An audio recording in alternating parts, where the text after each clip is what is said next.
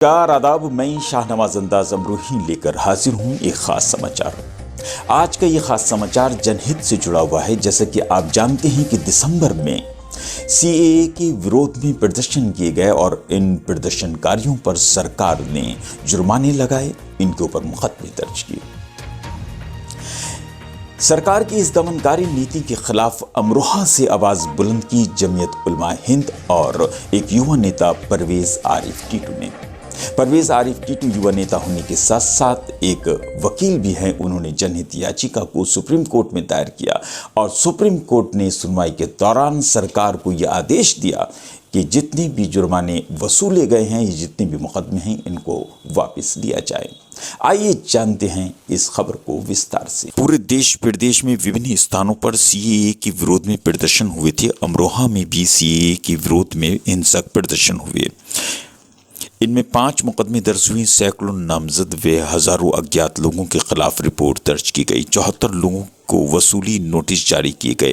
करीब 4,31,000 रुपए जमा भी कराए गए।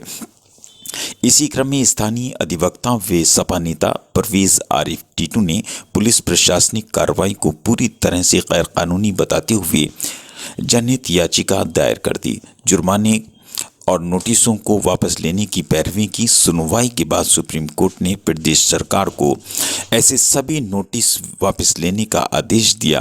पिछले दिनों हमारा साथ दे गए, वो साथ छोड़ गए। वो मेरे वकील हुआ करते अटर्नी ऑफ जनरल भी रहे उत्तर प्रदेश में, और खुशी खान, नीलोफर खान, इन सब का मैं आपके चैनल के माध्यम से शुक्रिया अदा करता हूँ कि उन्होंने इसमें मेरा साथ दिया। ऑर्डर ये उत्तर प्रदेश सरकार को सुप्रीम कोर्ट ने चेतावनी देते हुए ये कहा कि जितने भी इस टाइप के नोटिस हैं, जो संपत्ति जब्त के या जो भी लोग इसमें पीड़ित हैं, जो पैसा नहीं दे पाए, वो जेलों में हैं, उन्हें तुरंत बहाल किया जाए और जितने भी ऐसे नोटिस हैं वो निरस्त किए जाएं, वापस लिए जाएं।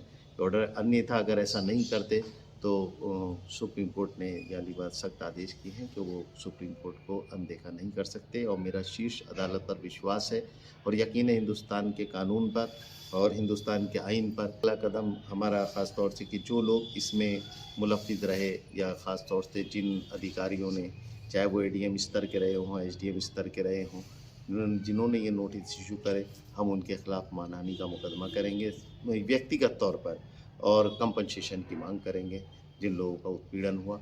और जितने हैं बहरहाल तो पूरे प्रदेश सरकार जो है वो भयभीत है सुप्रीम कोर्ट के निर्णय से।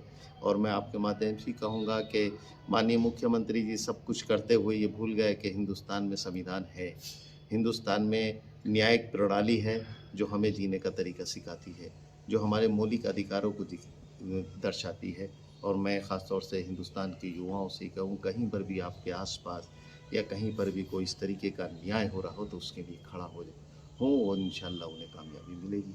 वर्ष 2019 में हमारे देश में सीएए और एनआरसी के विरुद्ध जो प्रदर्शन हुए थे, उसमें ख़ास तौर पर यूपी सरकार ने प्रदर्शनकारियों के विरुद्ध जो सख्त रुख अपनाया था, वो देश के दूसरे प्रदेशों में देखने को नहीं मिला। यूपी के जिन जिन शहरों में प्रदर्शन हुए, बाज़ जगह वो प्रदर्शन हिंसक बन गए और अक्सर जगहों में प्रदर्शनकारी शांत रहे। उसके बावजूद भी यूपी सरकार की तरफ से, एडमिनिस्ट्रेशन की तरफ से उनके ख़िलाफ़ मुकदमे दायर किए गए, उनके विरुद्ध एफआईआर की गई, उनको जेलों में भेजा गया। और जहां ये प्रदर्शन हिंसा में तब्दील हो गए थे, पुलिस में और प्रदर्शनकारियों में टकराव हो गया था, वहां तो सूरत हाल और ज़्यादा बिगड़ गई। न सिर्फ ये कि बहुत से बेगुनाहों के खिलाफ एफआईआर की गई, हमारे संज्ञान में और इल्म में इस तरह के बहुत से शहर हैं कि जहां ऐसे लोगों के खिलाफ एफआईआर पुलिस की तरफ से की गई है और उनको प्रदर्शनकारी कहा गया है जो दूर दूर तक उस प्रदर्शन में शामिल ही नहीं थे। उसके बावजूद उनको मुजरिम करार दिया गया, उनके खिलाफ मुकदमा चलाया गया, उनको जेल भेजा गया। और दूसरी ज्यादती यूपी गवर्नमेंट की तरफ से ये हुई कि प्रदर्शनकारियों के विरुद्ध वसूली का नोटिस जारी कर दिया गया और ये कहा गया कि इस प्रदर्शन की वजह से सार्वजनिक संपत्ति को जो क्षति पहुंची है, जो नुकसान हुआ है, उसका हर्जाना प्रदर्शनकारियों से वसूल किया जाए। हम लोग पहले दिन से इसके मुखालिफ थे कि किसी तरह का हर्जाना पब्लिक की तरफ से गवर्नमेंट को नहीं दिया जाएगा और इसकी कोई मिसाल भी नहीं मिलती। हिंसा हो ही जाती है देश में, और जगहों पर भी होती है, लेकिन कहीं भी इस तरह का हर्जाना वसूल नहीं किया जाता जिस तरह का रूल यूपी गवर्नमेंट ने बनाया था।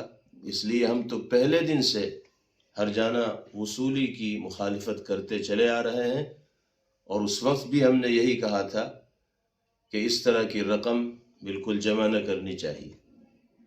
लेकिन अब खुशी की बात यह है कि माननीय सुप्रीम कोर्ट ने यूपी हुकूमत पर इस सिलसिले में फटकार लगाई है और उनके इस रूल को ख़त्म किया है और ये कहा है कि यूपी गवर्नमेंट ने प्रदर्शनकारियों से वसूली करके एक शिकायतकर्ता, निर्णायक और अभियोजक का रोल अदा किया है, जिसकी इजाज़त किसी भी गवर्नमेंट को नहीं मिल सकती।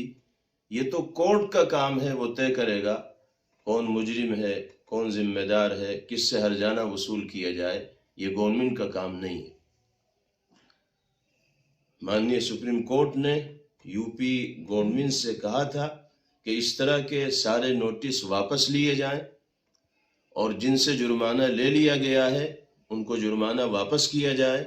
और फिर ये भी वार्निंग दी थी कि अगर यूपी गवर्नमेंट इस नोटिस को वापस नहीं लेगी तो माननीय सुप्रीम कोर्ट ही इस नोटिस को निरस्त कर देगा और ये रूल ख़त्म हो जाएगा।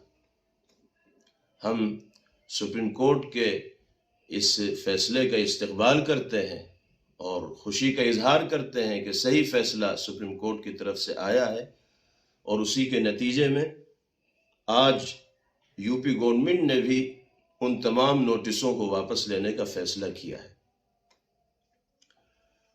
हमारे शहर से जनाब परवेज़ आरिफ टीटू साहब ने सुप्रीम कोर्ट ही में याचिका दायर की थी यूपी गवर्नमेंट के इस रूल के विरुद्ध और उनकी याचिका के जवाब ही में ये फैसला आया है जो हम सब के लिए और पब्लिक के लिए खुश आइंद है और उम्मीद है कि आइंदा भी कोर्ट इसी अंदाज में रहनुमाई करेगी और हुकूमतों की तरफ से, गवर्नमेंट की तरफ से, एडमिनिस्ट्रेशन की तरफ से अगर कोई ज़्यादती होती है तो उसको रोकने का काम कोर्ट और अदालत करेगी।